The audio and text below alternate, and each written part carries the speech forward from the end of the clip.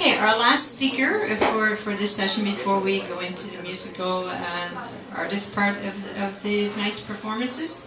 Our last speaker for the evening is someone who combines labor unionism, independent working class political action, and revolutionary socialist politics.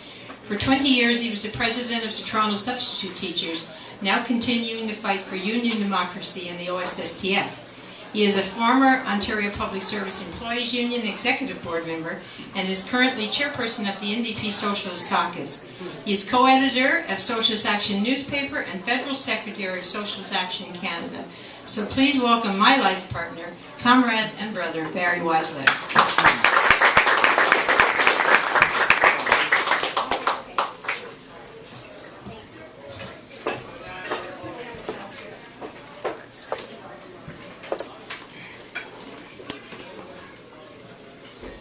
On this May Day, the challenges are many, but there are some things for which we can be grateful.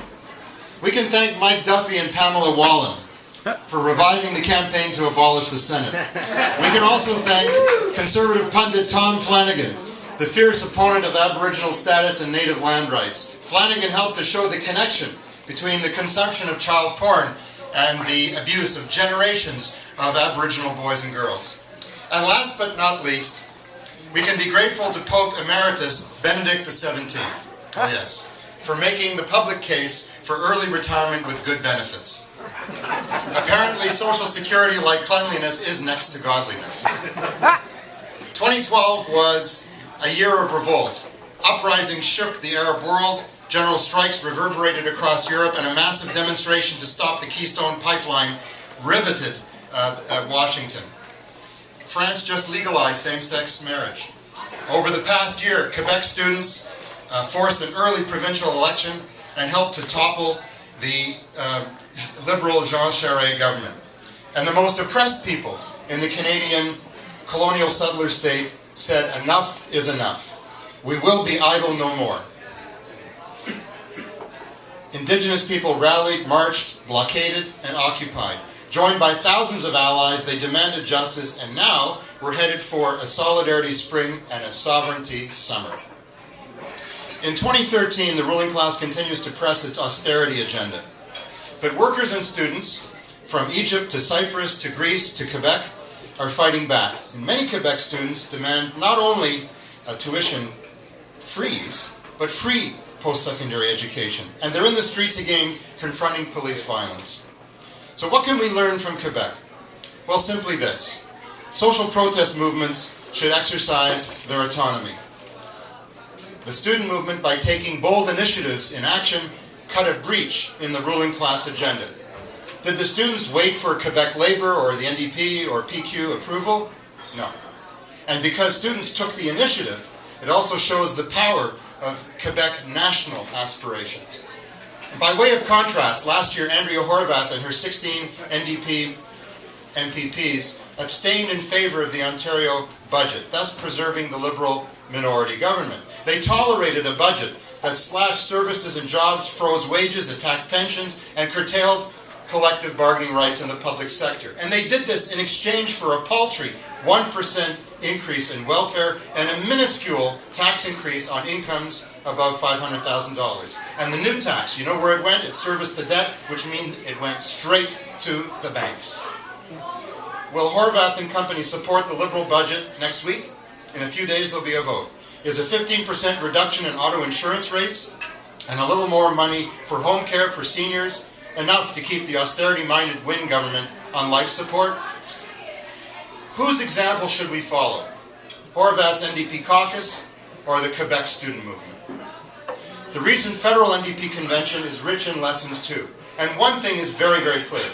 The NDP's ruling faction does not want to merge with the Liberal Party. It wants to become the Liberal Party of Canada. Yeah. But leader Tom Mulcair and the top brass have a problem.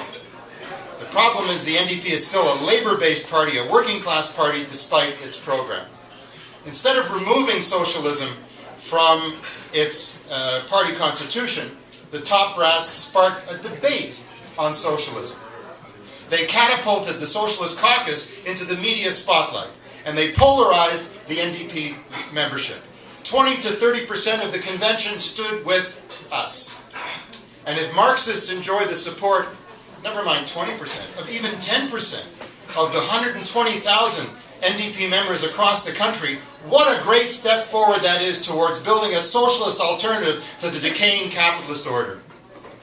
There was talk about the NDP modernizing its language, but anyone who looks at the new text, which still includes the word socialism, by the way, can see that it doesn't talk about today's realities. It doesn't mention the widening gap between the super-rich and the 99%. It doesn't address a world still reeling from economic depression, at risk of environmental disaster, and on the brink of nuclear war in Asia.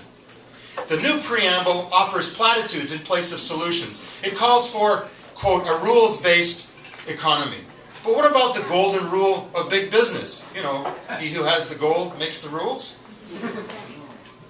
What about empowering the vast majority to run the economy so that production can be democratically planned to serve human need rather than private greed?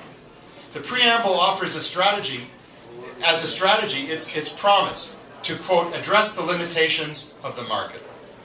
Well, sisters and brothers, I want to ask you this.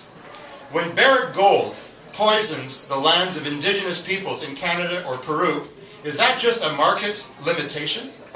When luxury condo towers crowd the waterfront while thousands are homeless, is that just a market glitch? When Big Pharma robs Medicare, when RBC outsources work to depress wages, when the right to strike exists except when workers try to use the right to strike, is that just a market error? When banksters and bosses stash their cash, when they replace factories with casinos, when garment workers in Bangladesh are crushed in unsafe buildings, is that just a flaw in an otherwise benevolent system? Or do all these things in fact reveal the very essence of capitalism? One of the most popular NDP members of the legislature ever, Peter Kormos, who was mentioned, he never shied away from naming the enemy, and he never hesitated to call himself a socialist. Sven Robinson famously called capitalism a rabid dog that should be put down. Tommy Douglas said the goal is, quote, public ownership and development of our basic resources in the interests of all. The debate in the NDP about social ownership is not over. It is just entering a new phase, and instead of discussing abstract principles, we will be debating the radical measures needed in the life and death struggle for the survival of humanity and civilization. Workers do want to resist austerity, capitalist austerity. We saw signs of that in union elections, in OPSU, as was mentioned, where the Toronto region elected anti-austerity candidates to the executive board of that union. And in my union, OSSTF, and in the Catholic Teachers Union, where pro-concession leaders were defeated or retired. We see it in the huge strike vote of the liquor board workers, and in the valiant struggle of Toronto library workers. Keep in mind that we are still in the worst economic downturn since the 1930s. Despite all the hype about recovery, there is ongoing mass joblessness and misery for working families and the poor. Canada's GDP slowed to 0.2% in the last 2 quarters. That's virtually zero. So much for Harper's economic action plan. Why do governments persist in the austerity agenda? Because it's in the interest of big business. Because crippling unions, swelling the ranks of the unemployed, privatizing programs and services, increasing social insecurity, all these things drive down the cost of labor and increase the rate of profit and the accumulation of capital. Thus, we can expect that their class struggle from above to intensify. There is simply no other way for capitalism in crisis. And in the age of austerity, democracy is an obstacle to recovery of profits, that is. So democracy must go too. Robocalls and electoral fraud, the trashing of collective bargaining rights, the defunding of progressive organizations, gutting environmental protection, lying about wasteful spending on jets and jails. This is the new norm. And don't forget, Tory rule was preceded by a decade of savage social cuts, environmental treachery, a stepped-up war drive, and nauseating corruption. And that was courtesy of the Jean Chrétien and Paul Martin Liberal majority governments. We are witnessing now the last chapter, the latest, I wish it was the last, we're witnessing the latest chapter in this sordid tale. The Harper Conservatives just couldn't wait to use the horrendous bomb blasts in Boston as an excuse to attack civil liberties. Their Combating Terrorism Act, which is recycled post 9/11 liberal legislation that elapsed 6 years ago, gives police sweeping new powers. Powers that include preventative detention plus jail for those refusing to testify, even against themselves, and that is totally, totally unacceptable.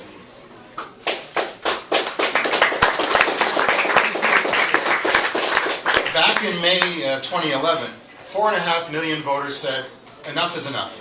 Let's give the NDP a chance as the official opposition. But so far, Tom Mulcair is following in the footsteps of Bob Rae. Mulcair is giving Harper a pass on foreign policy, especially with regard to Mali, Libya, and Palestine. He is acquiescing to the liberal corporate trade deal, CETA, and advocating a poisonous, wasteful, anti-Aboriginal pipeline to the East Coast.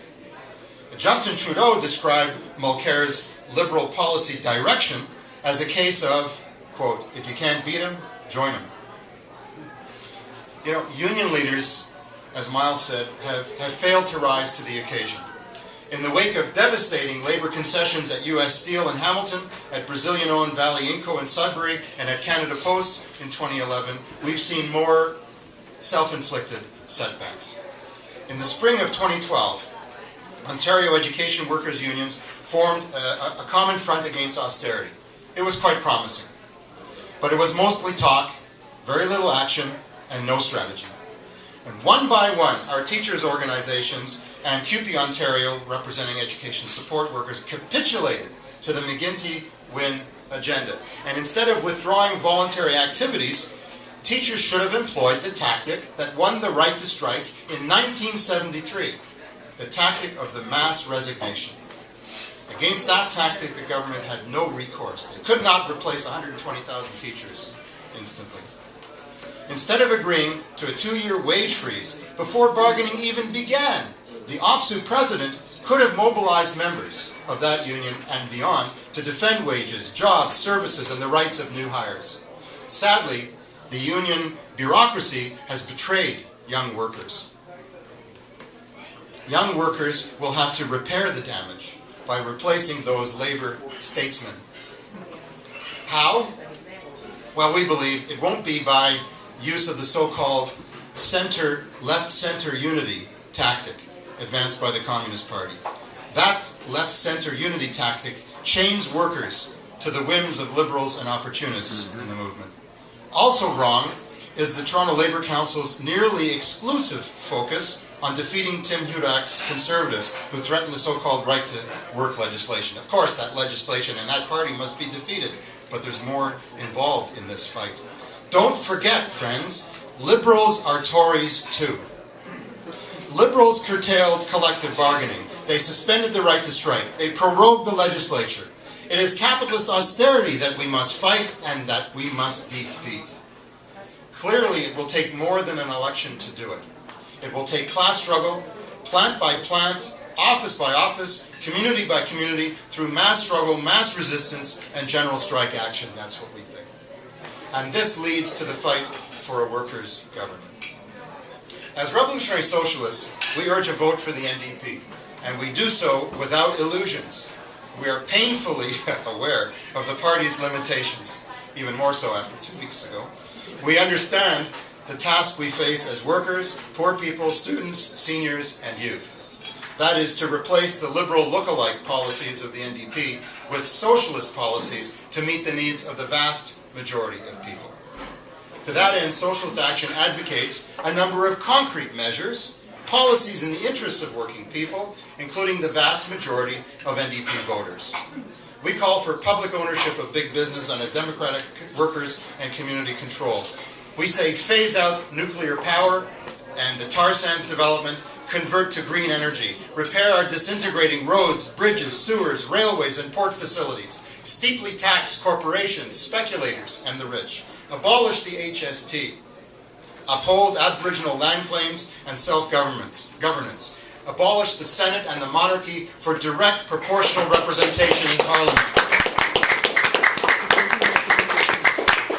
We say stop the deportations, full rights for migrant workers, impose boycott, divestment, and sanctions against Israeli apartheid, end the occupation of Afghanistan and Haiti, hands off Syria, Libya, and Mali. It's for the people of those countries to determine their future. They've had plenty of colonial interference for over a century. Enough is enough. We say defend revolutionary Cuba, free the Cuban Five, free Mumia Abu-Jamal and Leonard Peltier, reduce the Canadian military to a disaster relief and rescue force, get Canada the hell out of NATO now. There is no market solution to the recurring crises of capitalism. The capitalist market created the problem. Only a social revolution can solve it. Only by taking control of the major means of production, like our Cubano compañeras did over 50 years ago. Only by instituting democratic planning in harmony with nature does humanity have any hope of survival. Clearly, the right wing have made gains by moving to the right. The left, to make gains, must move to the left. We should fight for a workers' agenda and a workers' government and organize to win that program where it counts, in the unions and in the NDP. It means fighting for freedom for oppressed nations, for eco-socialism, for feminism, for LGBT liberation. That's what socialist action is all about. Educating, agitating, and organizing for fundamental change. That's why SA holds rebel films, public forums, and conferences. That's why we organize demonstrations and anti-capitalist contingents within demonstrations. That's why we invite you to join us at Toronto City Hall on Wednesday, May 1st for a march to the workers' picket line at Porter Airlines. And that's why you don't want to miss Socialism 2013, Concessions No More, Fight to Defeat Austerity, our international educational conference on May 10, 11, and 12 at Oise University of Toronto. Central to our strategy for workers' power is the building of a class struggle opposition in the unions and the NDP. SA aims to remove the pro-capitalist bureaucracy and to lead the fight against the boss's agenda and for socialism. In this process, and it will be an ongoing process, hopefully not a very long process, but it's an ongoing process, a mass revolutionary workers' party will be formed. Such a party is the key to a future for freedom and dignity, but it cannot be done without you. So please, don't wait for the next economic crash. Please don't wait for the next environmental catastrophe. Rebellion is in the air, from Egypt to Quebec, from Venezuela to Palestine. Join Socialist Action today. Join the Youth for Socialist Action. Together we can make the world a place truly fit for humanity. Have a wonderful, festive, red May Day. Thank you.